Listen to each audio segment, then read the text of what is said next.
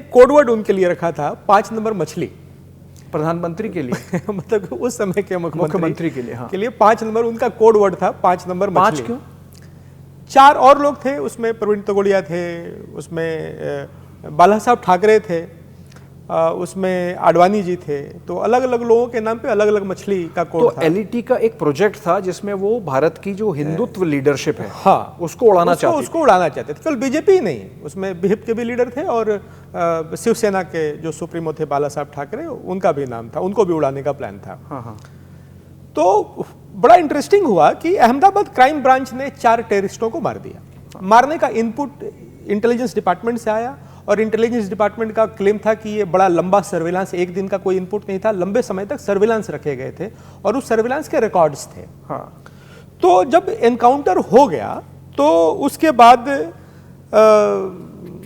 चर्चा चली कि भाई एलईटी के लोग इसमें इन्वॉल्व हैं और उसको ऑथेंटिकेट किया। जमातुद्दावा का एक वेबसाइट था, मतलब एलईटी का एक वेबसाइट था गजवा टाइम्स, तो गजवा टाइम्स ने उसको क्लेम किया, इशरत हमारी बेटी है, एंड दे वर अपसेट कि इशरत का व्हील हटाया, मतलब उसका बुर्का, उसका पर्दा हटाया गया, इसके लिए हम लोग नाराज हैं और इशरत शहीद है। इंटरेस्टिंग ये होता है कि 2004 में उस घटना के बाद गजवा टाइम्स ये पब्लिश करता है, क्लेम लेता है, लेकिन 2007 में जमातुद्दावा उसको अपोलॉजी उसमें रेंडर करता है कि हमने जो रिपोर्ट छापी थी वो गलत थी और इशरत हमारी ऑपरेटिव नहीं थी। उसका कारण मेरे ख्याल से ये रहा था कि जो इशरत का एनकाउंटर हुआ 2004 में, और उस समय में तब के मुख्यमंत्री नरेंद्र मोदी को टारगेट करने के लिए और भी 2-3 अटेम्प्ट्स हुए थे अहमदाबाद में 2004 से 2006 के बीच में, जिसमें सोहराबुद्दीन शेख भी शामिल है वाकया। उसमें जो 3 एनकाउंटर हुए, तो एक जो जिसमें हम पॉलिटिकल अपोजिशन की बात करते हैं, एक ऐसा नरेटिव उस समय बनने लगा कि नहीं, ये तो फेक एनकाउंटर्स हैं, और कोर्ट्स में बहुत सारी पिटीशंस हो गई। और आपको याद रहे, ये डेट बहुत महत्वपूर्ण है, 15 जून, यानी उससे 1 महीना पहले सरकार बदल के चुकी थी, यूपीए सरकार सत्ता में आ चुकी थी कांग्रेस की, और ये पूरा समय एनकाउंटर्स का वो उस समय था जब केंद्र में भारतीय जनता पार्टी की सरकार नहीं थी, कांग्रेस की सरकार थी, और राज्य सरकार भारतीय जनता पार्टी की। तो मेरे ख्याल से वो एक राजनीतिक परिप्रेक्ष्य बड़ा इंपॉर्टेंट है। उसके बारे में आपने क्या बताया? कि टेररिस्ट आउटफिट ने पहले ओन किया, फिर डिसओन किया 3 साल बाद। पर वो डिसओन क्यों किया?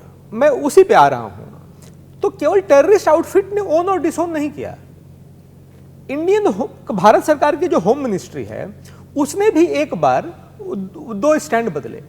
पहला एफिडेविट जब कोर्ट में मामला गया और सीबीआई इंक्वायरी की बात आई, शमीमा कौसर इशरत जहां की मां उसमें गई, तो पहला जो एमएचए ने चार्जशीट ये एफिडेविट फाइल किया, उसमें कहा कि एलईटी की ऑपरेटिव थी, 2 लोग पाकिस्तानी थे उसमें जो लोग मारे गए, अली राणा और दूसरा जो टेररिस्ट था, और लंबा सर्विलांस किया गया था आईबी के द्वारा, और उसमें भी ये कहा गया कि लश्कर ने इसकी खुद जिम्मेवारी ली है, और लंबा चौड़ा एक एफिडेविट दिया गया जिसमें कहा गया कि, और गृह मंत्री चिदम्बरम साहब थे, उसने उसको अप्रूव किया उस एफिडेविट को, पहले वाले को कि कोई सीबीआई इंक्वायरी की जरूरत नहीं है।